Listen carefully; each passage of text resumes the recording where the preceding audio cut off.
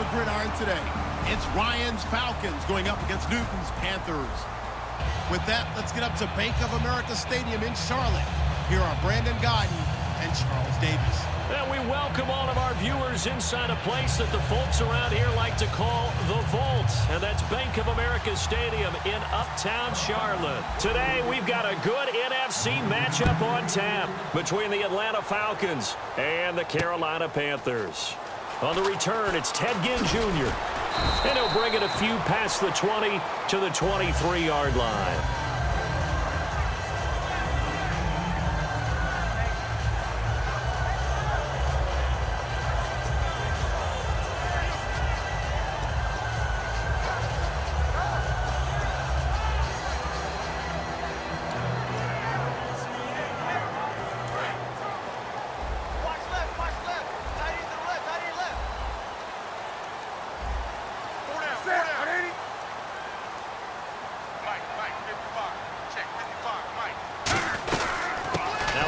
Carry for Jonathan Stewart. And they'll get it all the way out near midfield to the 45. Give them 22 on that one. And the Panthers are going to get a first down.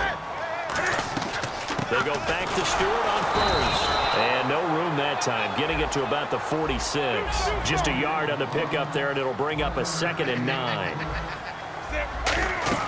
On second down, they run with Stewart. And able to push his way forward here for a good little gain. 5 yards on the pickup. Here's a look at the young Atlanta Falcons, although next year, obviously, everyone will be a year older. So rookies like Deion Jones, Keanu Neal, Devondre Campbell, an extra year, well, their only year, but a year under their belt now to get better. They're just young and growing, aren't they? I mean, I expect their play to continue to accelerate and elevate. And think about the building blocks they had in front of them. Second-year guys in 2016 who had big years. Grady Jarrett, a monster in the Super Bowl, tied a sack record in that game against New England. And Vic Beasley led the NFL in sacks for the regular season with 15.5 and also had 6 forced fumbles.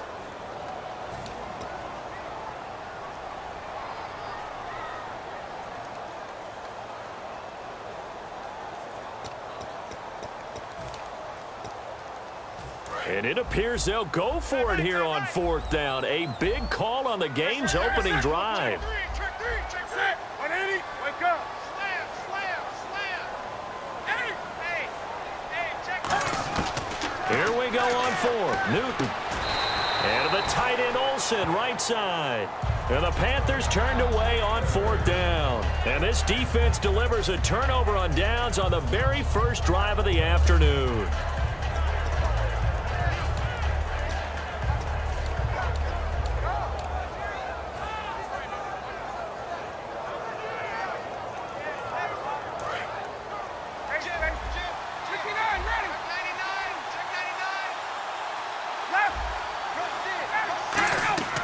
They'll throw on first down with Ryan. He was looking for Mohamed Sanu there. And it's 2nd down. And a man, as we look at the starters now, a man who really has earned us talking about him in the booth, Julio Jones. He's a 1,000-yard receiver each and every year. So sleek, so wonderful. I call him Secretariat. 2nd down here after the incomplete pass.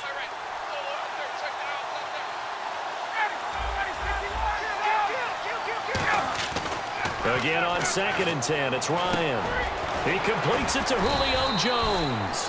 Over 1,400 yards last year for Jones, just 6 touchdowns, but you know, of course he had the big 300-yard game. However, when he was blanketed with coverage, he always opens things up for other guys, doesn't he? He does, and that's what's benefited Atlanta's offense. Other guys were able to step up. In 2016, Mohamed Sanu stepped up and had his best year as a pro. Austin Hooper, as a young tight end, really developed down the stretch. And Taylor Gabriel, who had come over as a free agent from Cleveland, he really flourished, actually led the team in touchdown catches. But there's only one Julio Jones, and you want to get the ball to him as much as possible. And fit's the exact right word. Over the middle, there's almost always traffic, so anytime you're a receiver in that area, you're not just focused on catching the football. You're wondering where the collision's going to come from, right? Because there's almost always someone there able to concentrate, catch it, and even added a little extra at the end with a short run. And when you watch Devontae Freeman run the football, you can almost close your eyes and hear him running the football, can't you? Because people just scatter. I mean, you know, when he goes through a pile, it moves in a positive direction for him. I just love how hard he plays the game. 1,000-yard season. He had 11 touchdowns last year. In March, 25 years old. So he's kind of hitting that sweet spot for a running back, isn't he? He really is, and I still remember the evaluation of him coming out of college. He does everything well, but you weren't sure he had a dominant trait. Well, wrong about that. He's dominant just about everything he does, and I think that he's going to continue to elevate his game and seek a third Pro Bowl in 2017. And the starting defense here for the Panthers. It's real easy to talk about Thomas Davis coming back from multiple knee injuries, but he wants his play on the field to be the story.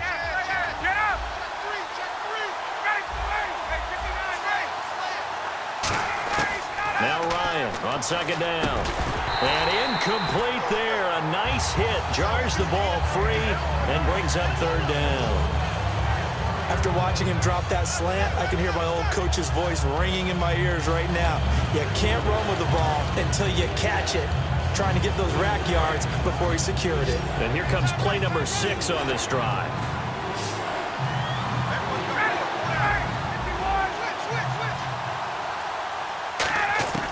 On third down, Ryan. And he fires one, but incomplete.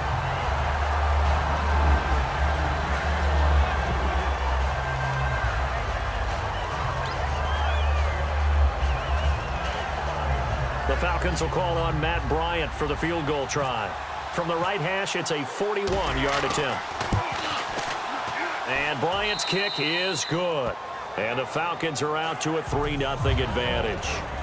So, of course, they wanted to find the end zone, but when you go on the road and your first drive results in points, I think you're pretty happy. You have to be, because you've taken it to the home team in this case. And while you may not have shut up the home crowd, you've quieted them down a little bit. Good way to start. Here's Bosher to kick it away. Fozzie Whitaker now on the return. And he'll make it across the 20 as his guys will set up shop at the 23-yard line. Carolina getting set to take the field. And on that last drive, went for it on fourth, turned it over. A good job by their defense, though. They held them to 3, but this offense, they've got to be a little bit better, a little bit more careful here. And sometimes when you see these calls on fourth down, when they decide to go for it, it's not necessarily the coach saying, I believe in my offense. Sometimes the coach saying, I believe in my defense. I can afford to go for it here, because if we don't get it, I don't think we'll give up more than 3. And that's exactly what happened. You think that factored in? I do. I think that he had that in his mind going into the game, that I'm going to be aggressive on offense because I know I've got a defense that can hold up their end. 9 yards is the pickup there, and they'll have a 2nd and 1. That was another good run, and he's having an excellent day. And right now, I don't think his team could have any more confidence in handing him the football. This is Stewart again, and he'll get it up to the 33-yard line. 2 yards on the pickup there, but it's enough to give him a new set of downs. 2nd and 1 is often an invitation to take the big shot downfield. I'll bet the offensive lineman said, are you kidding? We just get on our backs and let's go get the first down. They love being physical. Just what you want on a first down run. Call it 8 yards, and it's 2nd and 2. They'll run it now out of the gun. And he'll be taken down, but not before he gets into enemy territory. Give him 12 yards on that one. It earns him a fresh set of downs. There's no doubt that his size is a factor, but I've seen a lot of big running backs in the league not have that kind of impact because they don't run like a big back should. Get behind their pads, as they like to say, lower center of gravity, and knock people backwards. Sometimes they run too upright and take too many hits. Not this guy. He knows how to get low, break tackles, and gain additional yardage. Tackle made there by Phillip Wheeler. A 1-yard gain can look like a disaster, but it all depends on how the game is going. Is it a series of 1-yard gains running the ball? If that's the case, you might have to start thinking about throwing it a little bit more. But if it's just the occasional 1-yard run, hey, congratulations to the defense. They won that one. Come back and get them the next time. It's a tried and true formula, and I don't think it'll change for as long as we play football. If someone's trying to throw the ball and you can put pressure on them and make it tough, that's only going to help your defense. Yeah, he's since being hurried. He got rid of it before taking the hit, but incomplete. And the line to gain here is the 37 on third down.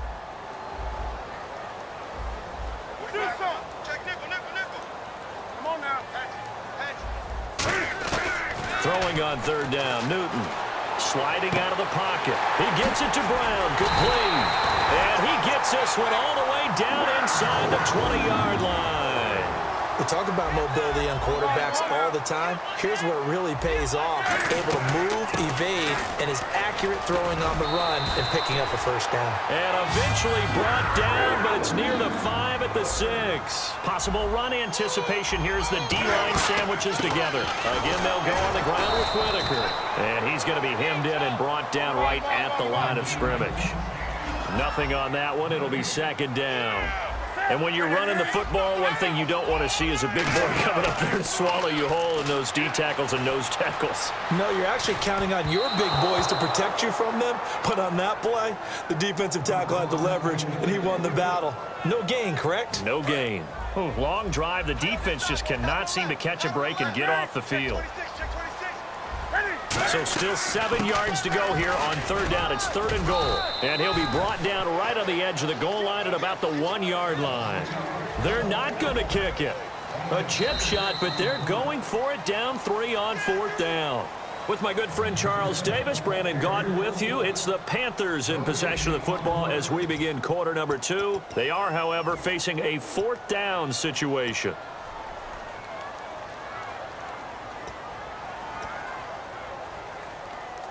They're not going to kick it.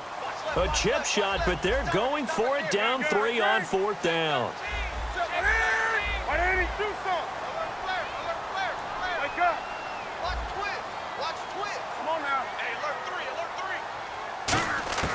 On 4th down, Newton. And this is incomplete. They're turned away on 4th and goal. And the Falcons able to muster together a goal line stand. A chance to get some momentum here in the second quarter, getting their first trip into the red zone, but unable to get it across. And if I'm the head coach, sure, you feel some disappointment, maybe a little bit of deflation there because you didn't get it in, but I'm going straight to rah-rah mode. All right, guys, we didn't get it this time. It's only the second quarter. We'll be back. Let's get it later on. I want to keep this team up. I don't want them to feel like they've let everyone down. Positive. Got to be positive in this situation. It's too early to think that you don't have a chance to win this game. And he'll find a little space. He gets us up near the 10. And for Coleman, if you combine the rushing and receiving yards, close to 1,000 last year. He had 8 touchdowns as well and was just really a great 1-2 combo with Devontae Freeman. An outstanding one. And just think, if he's on just about any other NFL team, he's probably the lead running back. And Devontae Freeman gets the bulk of the carry. But Coleman, when he does get his hands on the football, he really produces in a big way, speaking of the numbers you just gave. Only a gain of a yard, but that's all they needed, as that's going to move the chains. 2nd and 1, and people want to run the football. This is where every back in the league is supposed to do exactly what we just saw there. Pick up the first down. Hey, let's go. Shoot.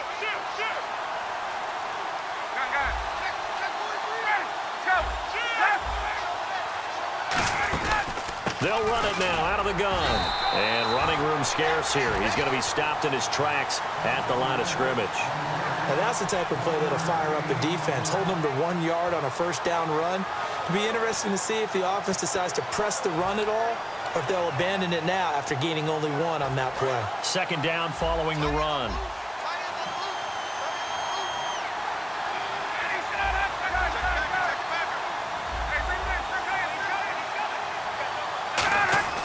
Now they'll throw it with Ryan. This one complete to Mohamed Sanu.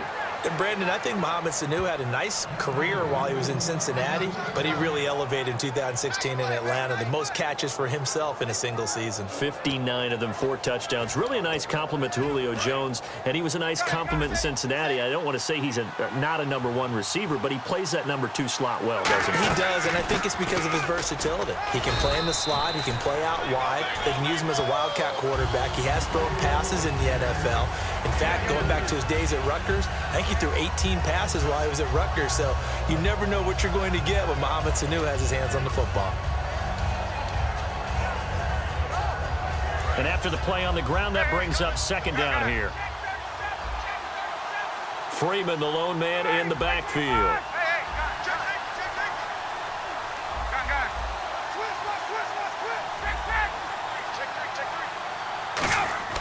On 2nd down, here's Ryan.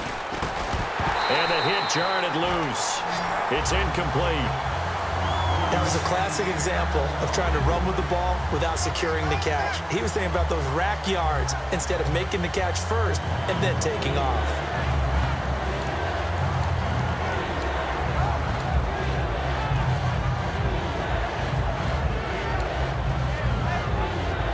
And here comes play number 6 on this drive.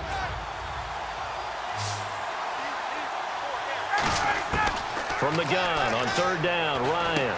And he's got his man in stride, complete. 8 yards there and a first down. Did you see that route the way that I did? I thought he was trying to get deep. Yeah, that first. wasn't the first option. No, it came off of that guy, the deep guy, and came underneath on the drag, completed it very well. And now we get a timeout called on the defensive side of the ball by the Panthers. They'll have 2 remaining as we step aside here in this second quarter.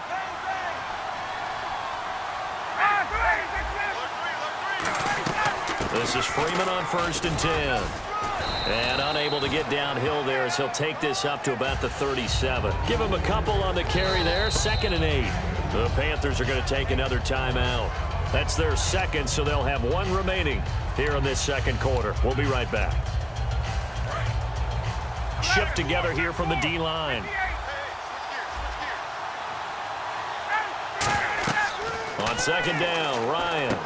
They'll set up the screen for Freeman.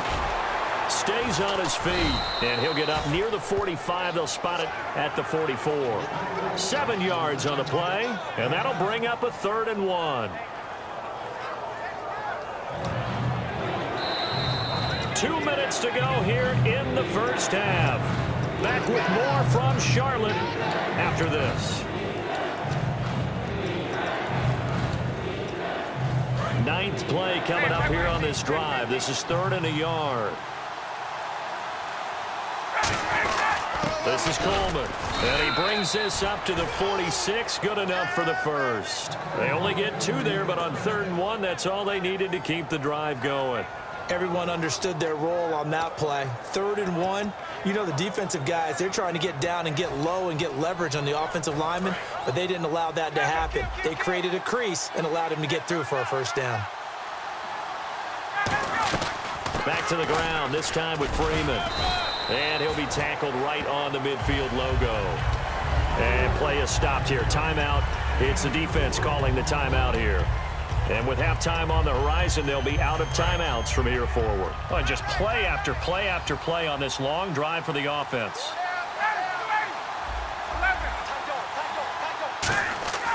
From midfield now, here's Ryan. Connects with Sanu right side. It's a 7-yard gain there, and it's good enough to move the chains. And a good quarterback facing zone coverage. If he has just a little bit of time to survey the scene, that's what's going to happen. No doubt about it. If there's no pressure, he's going to continue to pick them apart because he'll have all that time to find someone open downfield. You can only cover for so long. So maybe they want to go to a zone blitz scheme, get a little bit more pressure. Remember when Carolina did that against Denver? They lost the game ultimately. They dropped the defensive end out, and he ended up with an interception in that game in Super Bowl 50. Maybe some sort of scheme like that to try and get more pressure at the passer. A nice run there, 9 yards, and it'll be 2nd down. Looking to speed things up here, going with some tempo. And the D-line pinching together, must be expecting the run. And incomplete there. A nice hit. Jars the ball free and brings up 3rd down. Whenever I see a drop like that, I have to kind of take a step back and check myself a little bit. So used to seeing those big guys make big-time spectacular plays that when they drop one, I have to remind myself, we ask a lot out of these guys. Block and catch the football, not easily done in today's NFL.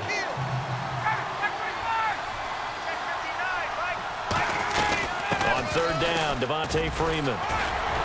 And he gets the first down here as he's taken down at the 24. It's a 10-yard pickup, and it moves the chains. And that run was what a lot of people call an explosive run. Gave them good yardage, solid yardage. They feel good about the whole thing, and they did it behind a 2 tight end set. It's always interesting to watch what offenses want to do with the 2 tight ends. Sometimes they line them up together for a power set. Sometimes they put one on each side of the line of scrimmage to balance things out. No matter what, though, when you see 2 tight ends on the field, your first thought is to think of run. In this case, the offense was able to run successfully. He's got time in the pocket. And incomplete. He dropped it in the end zone. You can feel the anguish all the way up here. It certainly looked like he had that one in the end zone, open, unable to hold on to it.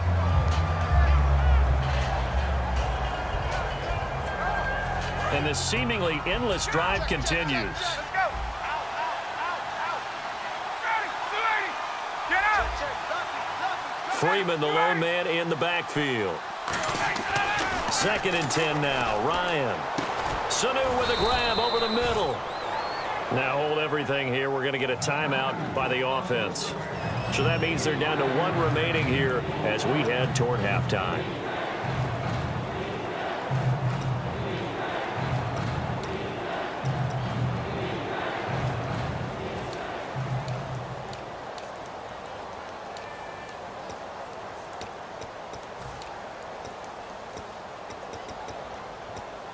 And now the offense operates in the red zone.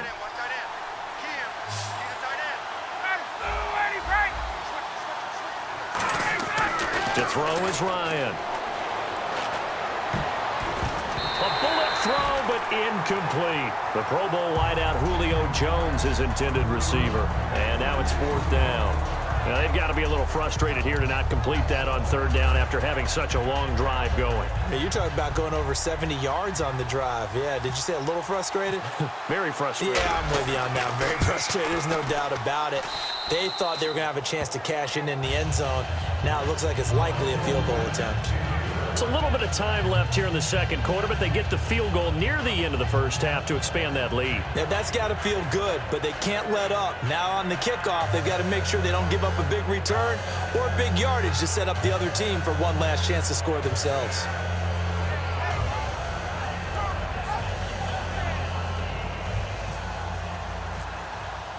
Here's Bosher to kick it away.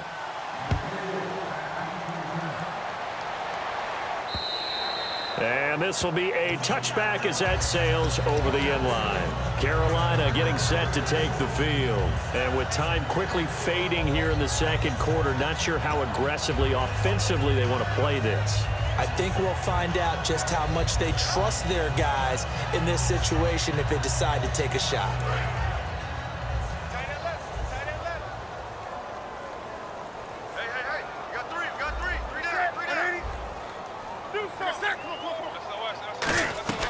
They start on the ground. This is Stewart on 1st. And he'll fight forward to about the 27-yard line. 2 yards on the carry there. It'll be 2nd down. And quickly they get to the line. That's a good play by the guys on the defensive side of the ball. Held them to a gain of 2. And that changes the playbook a little bit now for the guy calling plays. 2nd and 8. Now he's got to probably think about going to the air instead of maybe staying with the ground game. And we welcome you back live now inside the booth alongside Charles Davis. I'm Brandon Gaudin, set and ready to rock for the 3rd quarter.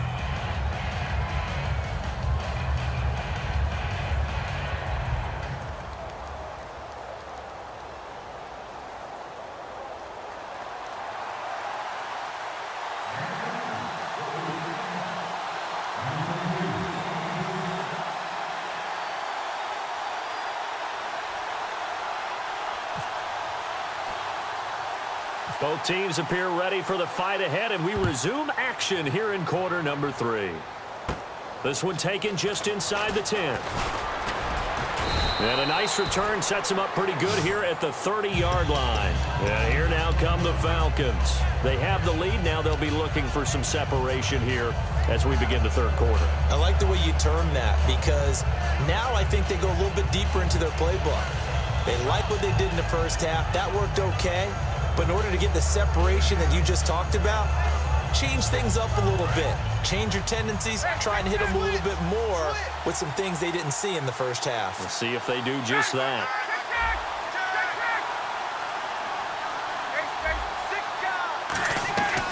3rd quarter starts with a run by Freeman. Just a yard on the 1st down carry, so it's 2nd and 9. When we talk about Luke Kuechly, you can't talk about his overall game without talking about his intelligence and how he controls the whole defense. He quarterbacks that defense, and at times will actually make checks, just like a quarterback would. And he can't get rid of it. He's taken down. K1 short, forcing his way through there to drop him for a loss of a good 10 yards. Sometimes I watch games and wonder why they use play fakes on certain passing situations because it's not going to fool anyone. I don't know if that was the case here, but the end result was the same. No one fooled. The quarterback was hit.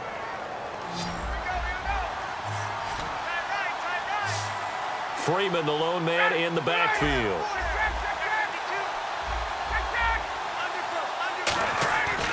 Third and long. It's Ryan. Hit as he throws there, incomplete. Pretty good coverage there, and both of these defenses, they've had good coverage throughout this one. No doubt about it, and in today's NFL, where we're used to a bit more scoring, this feels almost like a well-pitched game in baseball on both sides where the tension continues to build. Who's going to make the big play? Here's Matt Bosher now as the drive goes backwards, so he's on to punt it away.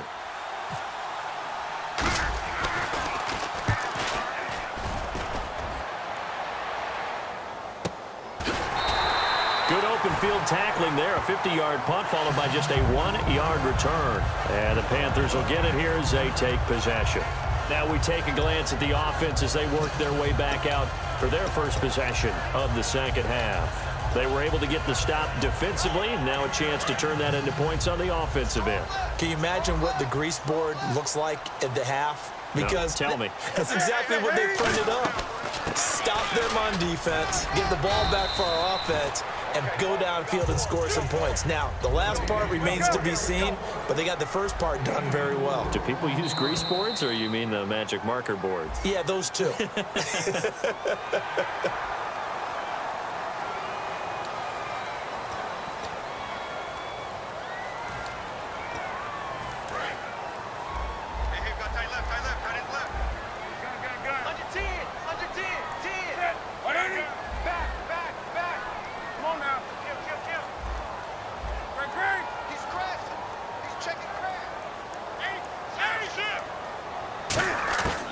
Second down, here's Newton. And the hit jarred it loose. It's incomplete. The intended target that time was Jonathan Stewart, and it's third and short. And there's a good opportunity that just went awry there, a drop pass. I guess that's why they call them running backs and not catching backs. And the offense looking to pick up the first down after the second down incompletion.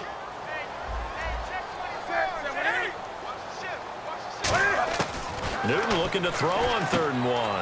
He's going to leave this for his running back. It's complete. And he's got enough for the first across midfield to the 48. A solid gain of 15 yards, and the sticks move. And they're going to hurry back to the line now. On 1st and 10, Newton. And no escaping this time as he'll go down. They got him for a sack. Vic Beasley from that outside linebacker spot. He's able to get in there for a loss of 9.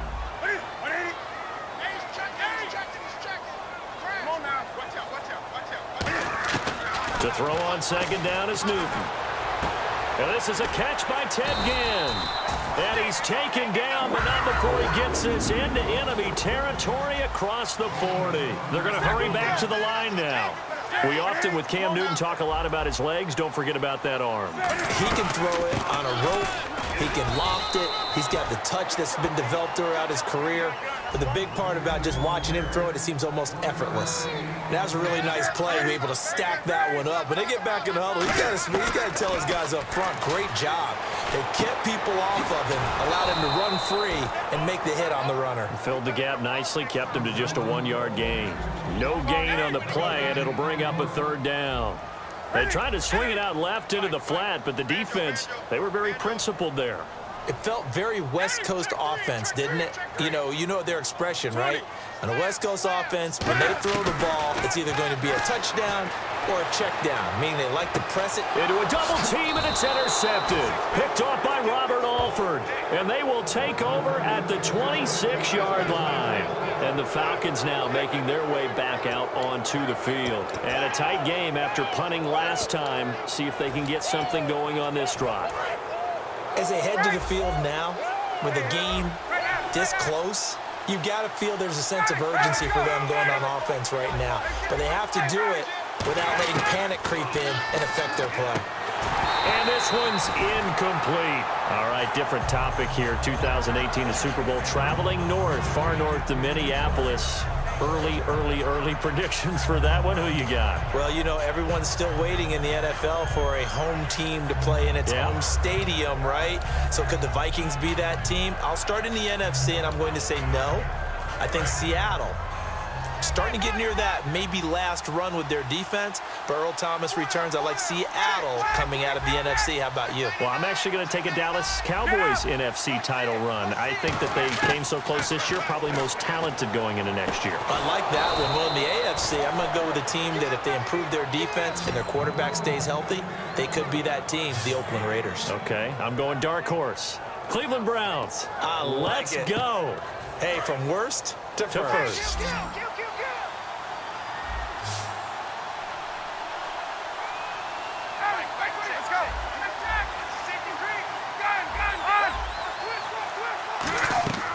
They'll throw on first down with Ryan.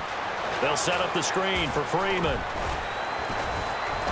And he gets this one to midfield before he's brought down. 12 yards there as they move the chains. They ran that one well, and not only did they pick up a nice chunk of yardage on the screen, they sent a message to the defense. Rush the passer all you want, but you better be careful. We can hit you going back the other direction.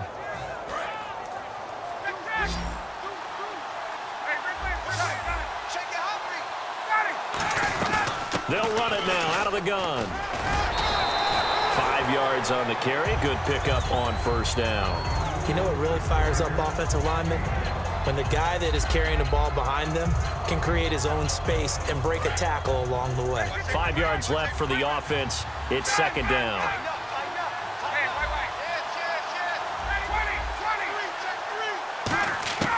On second down, here's Ryan. Sanu with a grab over the middle. And here he'll be brought down a little shy of the 35 at the 36. 9 yards on the pickup there, and it keeps the drive alive. I think that's a big pickup for a first down because when you run a drag route against zone, you're sometimes asking for trouble because you might run into a defender. Yeah, well, there they ran into a first down. Executed it to perfection. Give them 11 on the gain there, and it'll give the Falcons a first down. Whenever we meet with coaches and they always talk about wanting to establish running the football, it's oftentimes with a good tight end who can control the line of scrimmage and the point of attack, and they're becoming harder to find because the colleges are giving us a whole lot of receiving tight ends, former wide receivers who can run, not necessarily block very well. In this case, though, we saw 2 tight ends on the field, both of them with the ability to block, and they ran the ball successfully behind that power set.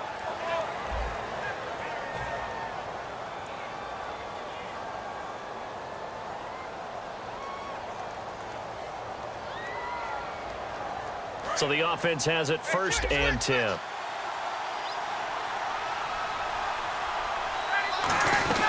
Freeman again, a first down carry. And he's going to take this one down to about the 23-yard line. Give him 3 on first down. It'll set up a 2nd and 7. The fourth quarter here, they've got the lead. They want to keep it on the ground. That's what they're doing. Smart football. Keep the clock grinding. Keep it going. But you got to figure now, they're going to see more people stacked up in the line of scrimmage as they try and bleed it out. See if they stay on the ground for second down.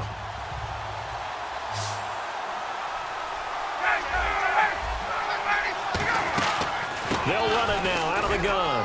And he's got 4 down inside the 20 to the 18. And there's a run to be happy with. Good, solid yardage. You'll take that anytime you hand the ball to a back.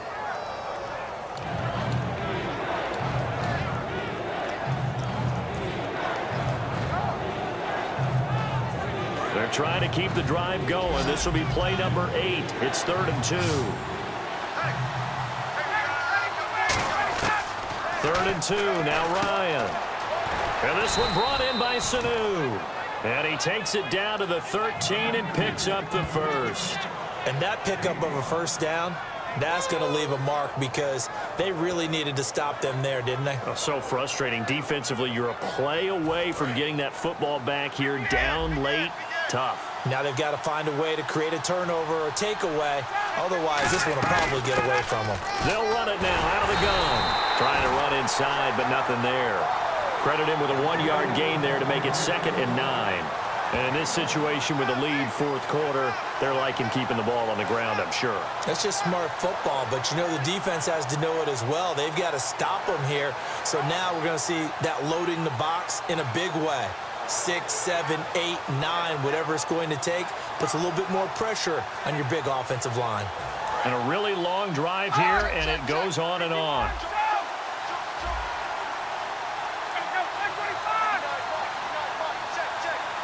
Play clock winding down. On second down, Freeman. And he'll fight his way down inside the 10 to the 9-yard line. Just a couple on the pickup there, and now it's third down. And now we get a timeout called on the defensive side of the ball by the Panthers. It's just their first. They'll be down to 2 remaining as we step aside here in the fourth quarter. So 3rd and 7 and an extra defensive back on the field here. Definitely want to play coverage here. They run. Devontae Freeman. And he is into the end zone for a Falcon touchdown. Devontae Freeman, a 9-yard touchdown run. And the Falcons will add on to their lead.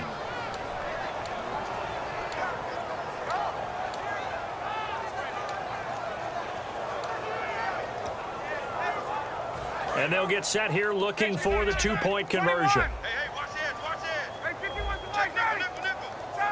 Ready, 280. Mike 5'9", Mike 5'9". To throw for it is Ryan. His pass caught at the 4. And he is into the end zone to bump the lead up 2 more. Now after the touchdown, it's Bosher to kick it away. And that'll carry over the back line of the end zone for a touchback. The Panthers offense here, they get ready to head back on the field. Looked like they had something going last drive. Then the interception happened. Will they recover? The memory they need to keep with them is that they did have something going. They were moving the ball on offense, had a nice sequence going. Don't worry about the other part. You can't get that back.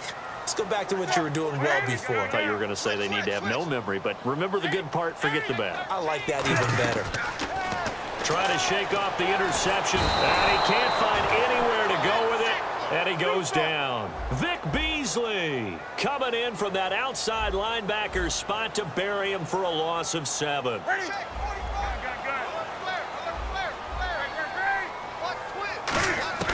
Here's Newton now on second down. He went backwards 7 yards, setting up a tough third down. And the offense moving quickly to the line.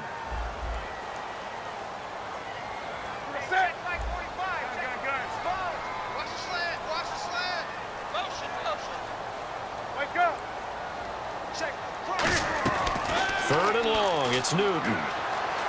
Escaping the pressure right. Now he'll let it go deep right side. And that one incomplete. Had some position but couldn't hold on, and it brings up 4th down. And when all else fails as a defender, when you're not there in the coverage, your best friend is exactly what we saw there. A big play shot taken by the offense.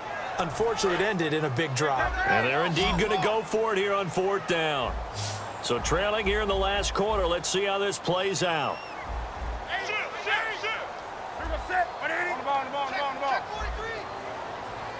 The tight end, Olsen, in motion.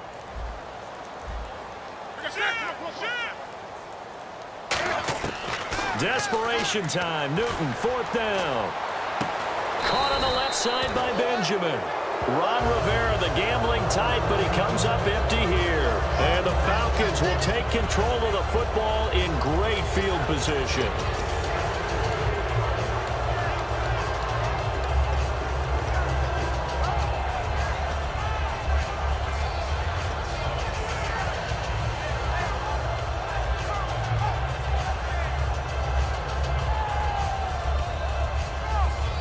And a great spot to start this drive from here. They'll run it now out of the gun. And he'll get this down to about the Panthers are going to take another timeout. That's going to leave them with just 1 remaining here in this 4th quarter. 2nd down following the run. Now Ryan on 2nd down. And incomplete there. A nice hit. Jars the ball free and brings up third down. Maybe just a lack of concentration there as he couldn't haul it in. And when you're going across the middle like that, you know, he's running that drag route, you are conscious of all the bodies and the traffic in there. But let's face it, if you're going there, you might as well come down with the football and absorb whatever else happens after that.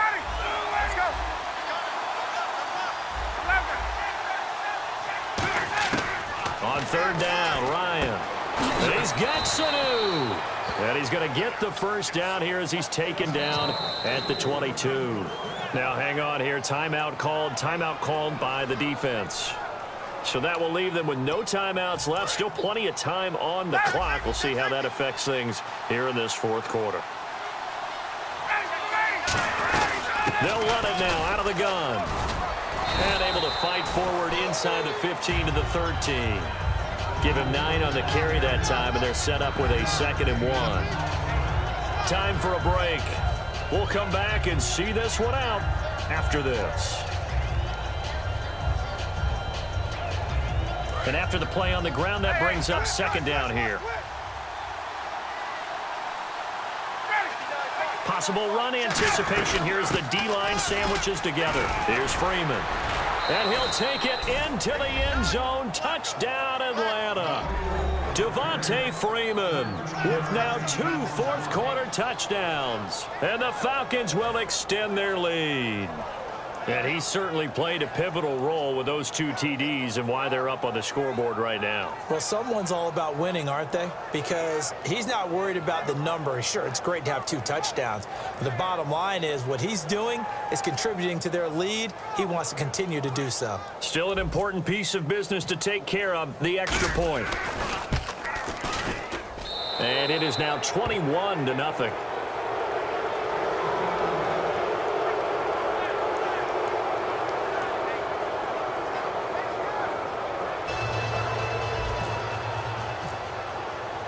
After the touchdown, it's Bosher to kick it away.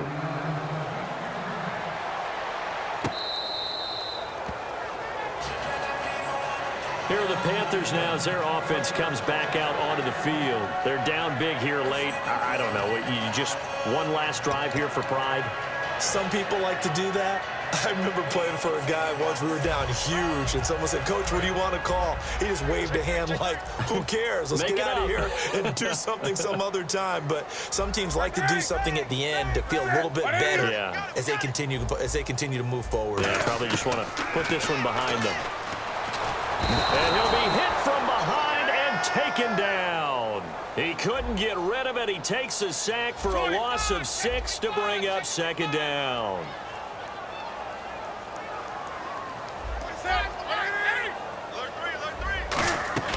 To throw on 2nd down is Newton.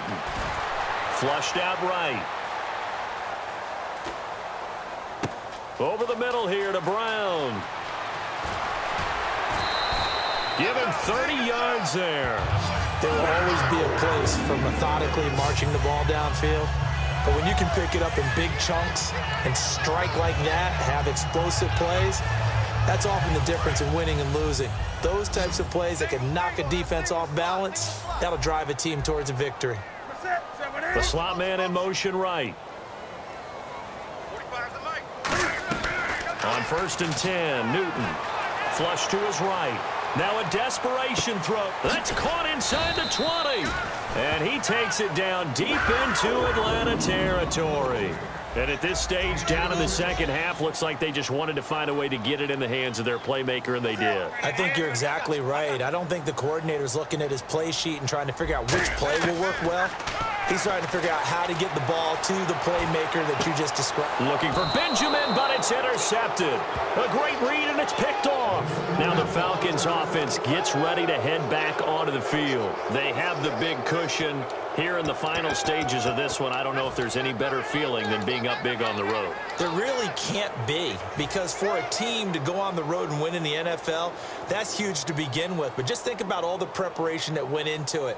When they first started talking about this game, leading up to it during the week, going on the road, unfamiliar city, obviously, unfamiliar hotel, No one's going to be with you once you get to the stadium. They're all going to be against you. You name it, all those things they had to deal with, they were able to conquer them and do it convincingly. Yeah, they did it very convincingly, and now the final moments of this one.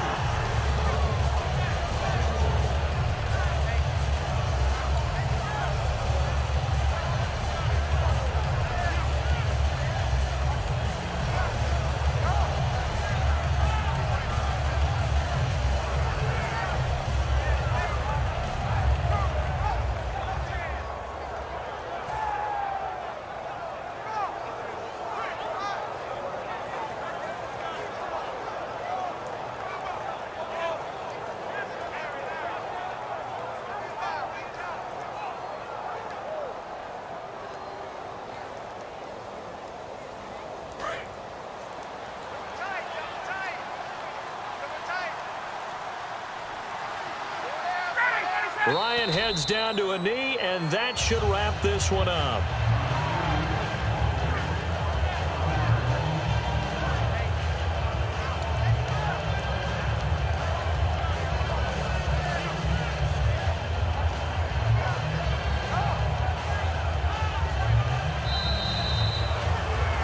The storyline in this one, Charles, no doubt the number 0. Zilch, nada. A shutout so hard to do in the NFL. It really is, and what an accomplishment, because you feel that not just on the defensive side, but as a full team. There's a lot of pride that goes into shutting out an opponent, and how about that 0 on the scoreboard for them, going along with those zeros in the time column too.